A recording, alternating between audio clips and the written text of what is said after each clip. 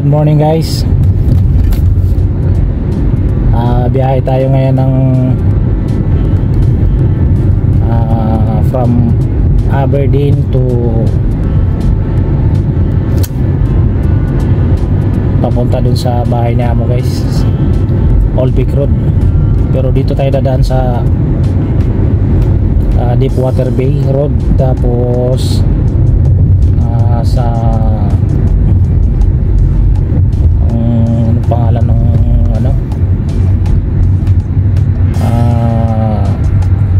Magasin Gap, at saka kasi sa parting bundok tayo guys dumaan. Makikita nyo yung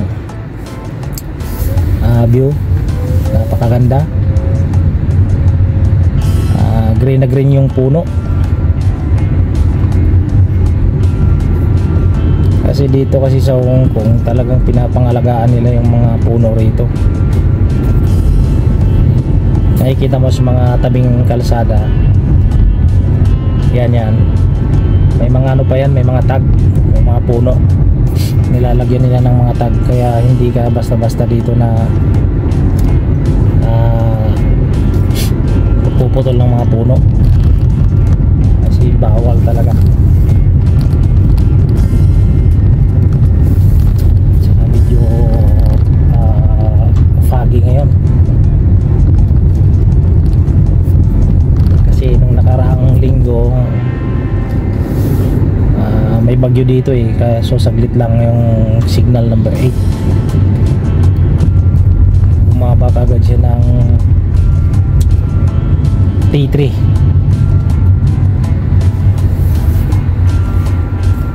Kaya makikita nyo yung makikita nyo yung view.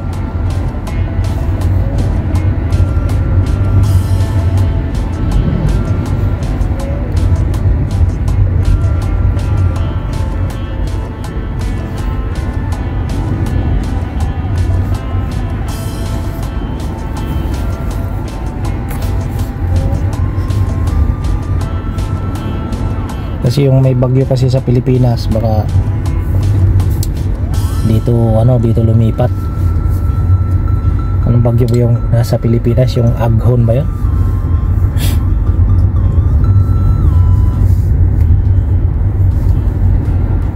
Ngayon dito naman masama naman ang panahon dito.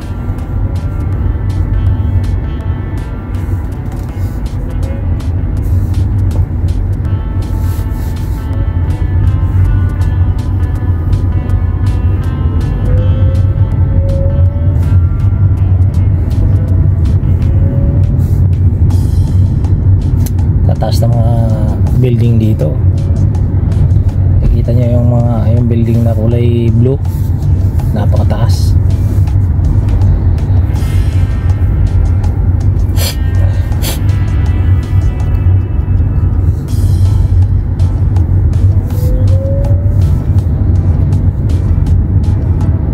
Maganda kasi daanan dito sa bundok kasi naglilis traffic din naman kasi din dito. May traffic siya, paano lang yung moderate.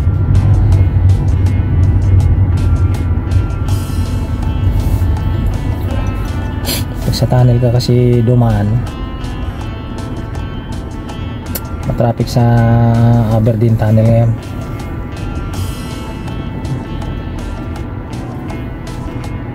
Mas piliin natin yung dito sa way ng Deepwater Bay, bandang bundok.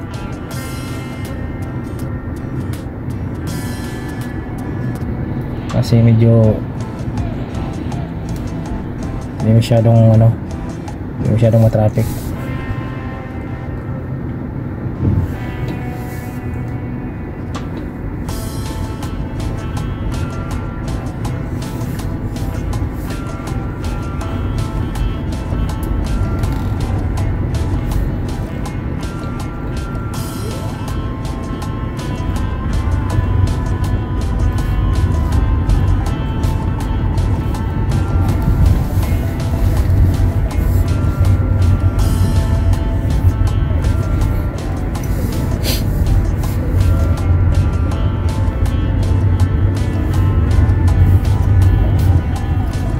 dito kasi ito yung lugar na napuntahan ko na mahirap na masarap mag-drive. Sa umpisa stress ka talaga kasi siguro kahit sa lugar naman siguro kung hindi mo kabisado yung lugar, pero pressure din kasi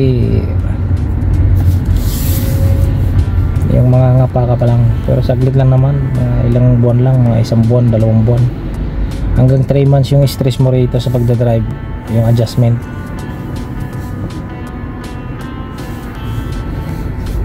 Kasi ando na yung baliktad yung pwesto ng manubila, siyempre baliktad din yung pwesto ng daan, kaya mag-a-adjust ka, tapos susunod ka sa traffic rules talaga rito kasi stricto dito sa traffic rules. Kailangan yung lalo na yung mga traffic sign, importante talaga kasi na rito mas marami na yung camera. Kailangan yung mga guhit sa kalsada ay alam mo ano mga ibig sabihin, kung kailan ka pwedeng mag-cross sa mga guhit na yan. Sabagay pag naman talaga, na pag-aaralan naman talaga yan bago ka makakuha ng lisensya. Kaso sa paggaling ka kasi sa Pilipinas, lalo na kung yung lisensya may matagal ka na nakakuha ng lisensya sa Pilipinas, hindi pa kasi uso yung mga driving school dati. Kasi ako hindi naman ako dumaan ng seminar nung kumuha ko ng driver's license sa Pilipinas noon, kasi basta't marunong ka magmaneho, tapos pagka test drive sa'yo okay na, bigyan ka na ng lisensya. Noon yun noon. Pero ngayon sa Pilipinas marami na siyang ilang parang dito na rin sa Hong Kong, pag kumuha ka ng lisensya kailangan may mga certificate ka ng galing sa driving school, at saka talagang siyempre kasama na yung mga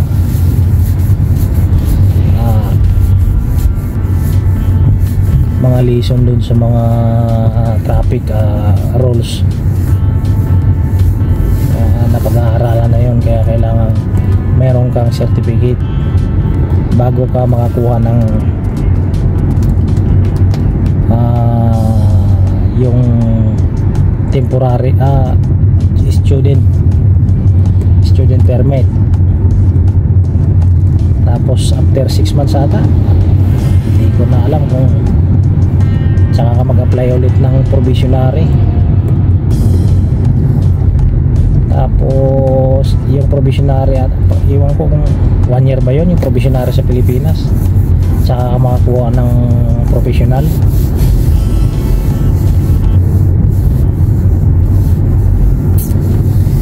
Dito kasi kahit paglipat mo rito sa Hong Kong, pag kumuha ka ng lisensya, yun talaga rito, back to zero ka. Mag-aaral, may rating test pa, kasama na yun doon yung sa rating test yung mga traffic sign, yung mga traffic rules, regulation doon nandoon sa exam. Pagkatapos ng exam, kung pumasa ka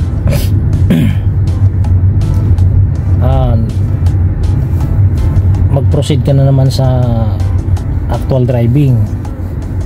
Pero bago ka mag-exam ng actual driving, kailangan mo munang kumuha ng driving school. Papa-schedule ka kasi may mga session pa yan sa isang araw.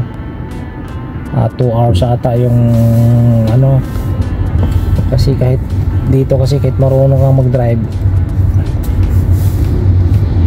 galing sa Pilipinas, back to zero ka, kailangan mo pa rin ano, mag-aaral ng driving. May mga ano pa rin,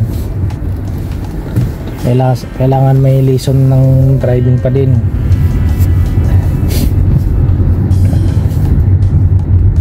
Kaya talagang mare-refresh ka talaga pag lilipat ka rito sa Hong Kong, kasi hindi ka pwedeng mag-drive agad na wala kang mga certificate na katunayan na nag-aral ka. Hindi yung certificate dito, hindi binabayaran na ano, certificate bayaran mo lang. Kailangan ano talaga,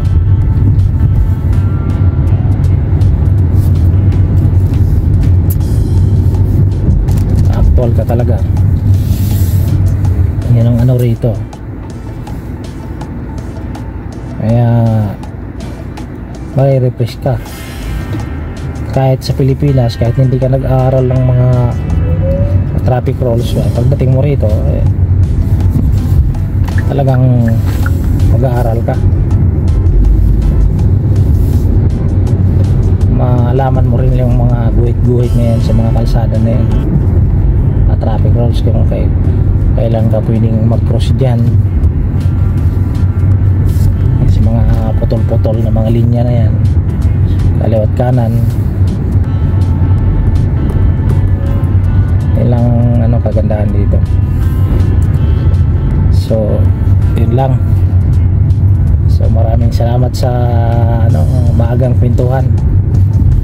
Maraming salamat sa panonood. Hanggang dito na lang tayo.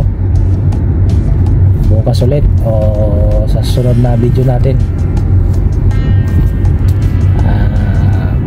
magano naman tayo kung anong pag-uusapan natin dito sa Hong Kong. So maraming salamat guys. Bye bye.